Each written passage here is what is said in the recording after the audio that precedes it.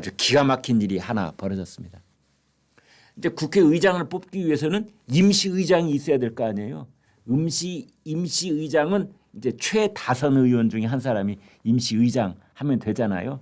뭐 국회도 그렇고 일반 뭐 민간 단체에서 회장단이 바뀔 때도 임시회장은 이제 가장 그 연장자가 한다든지 그러지 않습니까? 국회는 최다선. 이게 추미애입니다. 추미애.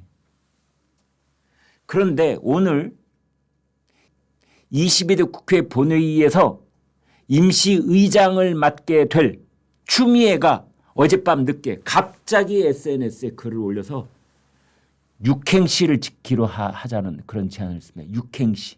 삼행시가 아니라 육행시.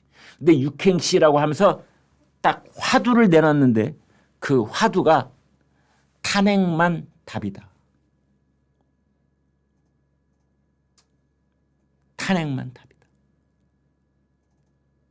그 탄핵에서 뭐 검사 탄핵이냐, 뭐 판사 탄핵이냐, 장관 탄핵이냐? 아니죠. 윤석열 대통령 탄핵만 답이다. 탄핵만 답이다. 6글자. 긴급 제안, 육행시 챌린지 참여해 주세요.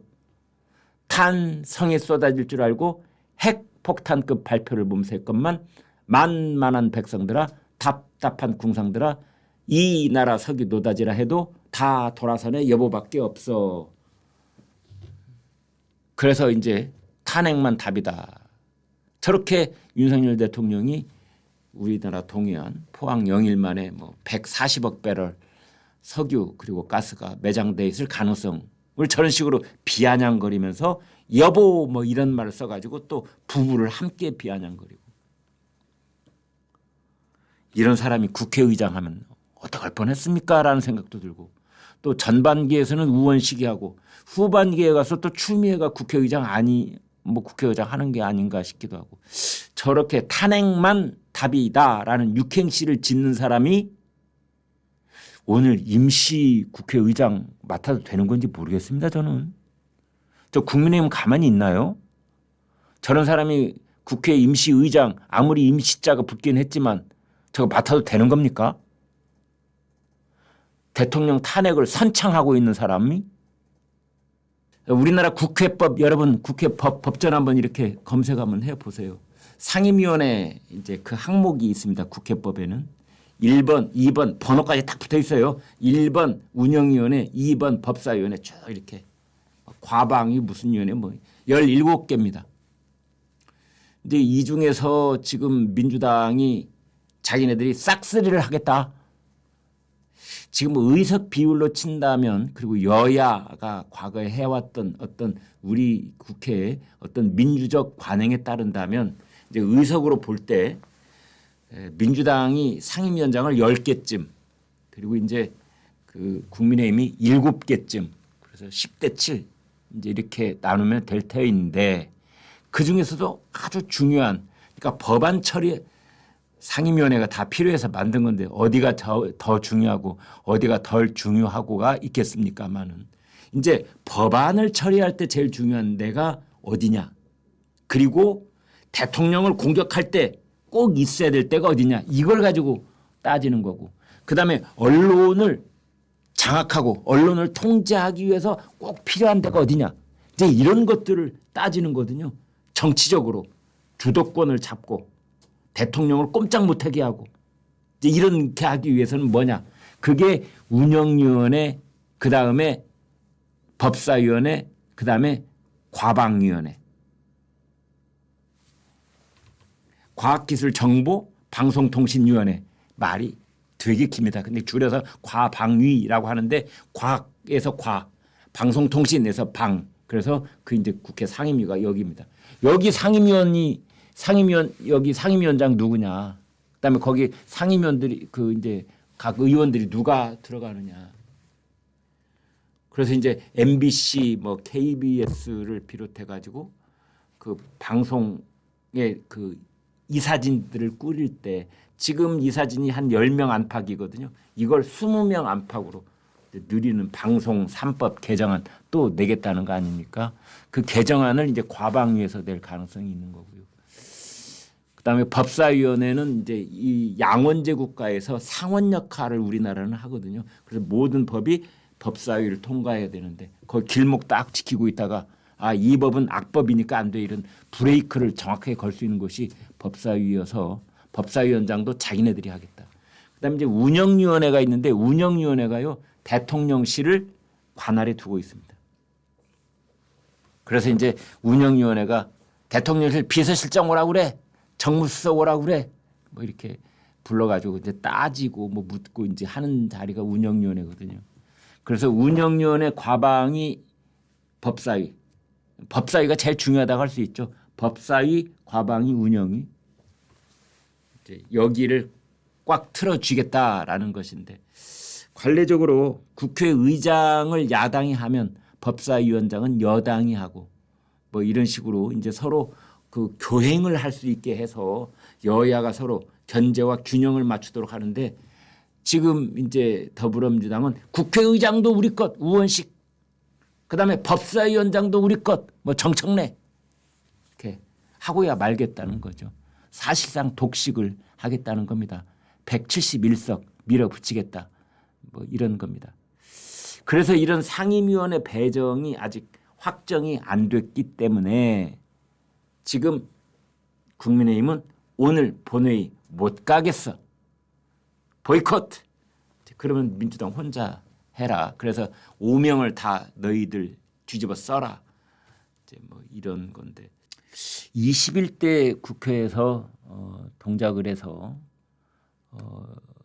나경원 의원을 누르고 당선이 됐던 판사 출신의 이수진 의원 있죠. 뭐 그 21대 국회 동안에 민주당 이수진 의원, 뭐 실제로 술을 마셨는지 안 마셨는지 모르지만 그 상임위원회나 국회에서 이렇게 이제 말하는 과정 속에 그 말하는 스타일을 보고 이제 많은 분들이 저 뭐 술 취한 것 같아 뭐 이런 말들을 많이 하고, 그래서 음주 발언 뭐 이런 논란에 그런 의혹을 받았던, 저는 설마 이수진 의원이 그 술 먹고 상임위원회에서 질문하고 그랬을 거라고는 저는 생각하고 싶지 않습니다만, 어찌됐든 이제 그랬던 이수진 의원인데, 아무튼 꽤 뭐 재선이 유력한 거 아니냐 이런 얘기가 한때 있었는데 결국은 공천 못 받고 탈락을 했잖아요.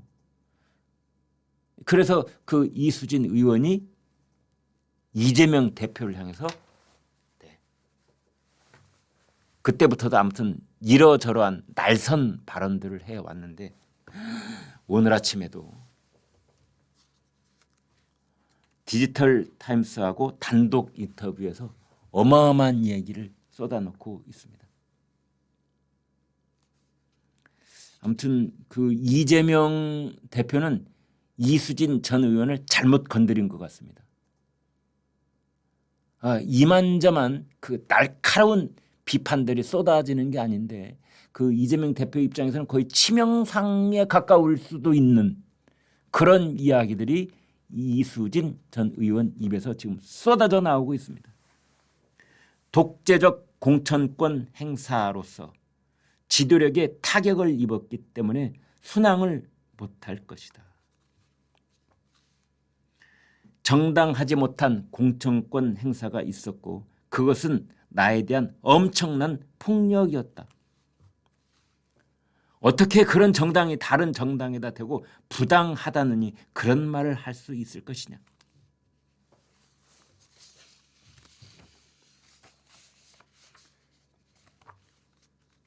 지금부터 말을 좀 구체적으로 몇 마디만 제가 인용해 보겠습니다. 다른 사람 멀리 갈 것 없습니다. 이재명을 딱 향해서 굉장히 독재적이고 자의적이고 정당하지 못한 공천권을 행사했다. 그것은 저에 대한 엄청난 폭력이었다. 민주당이라는 정당에서 절대 해서는 안 되는 행위들을 했다고 생각합니다. 그 다음에 서울 동작을 지역 구민들의 의사도 다 무시해버린 처사였습니다. 어떻게 그런 정당이 다른 정당이 되고 부당하다느니 그런 말을 할 수 있겠습니까? 이재명 지도부는 이제 정당 민주주의나 공천의 정당성 이런 것에 대해서는 이미 호소력과 설득력이 상실된 것이나 같습니다. 22대 국회에 당선된 민주당 소속 국회의원 171명 중에 분명히 좋은 분들도 꽤 있을 것이라고 생각합니다.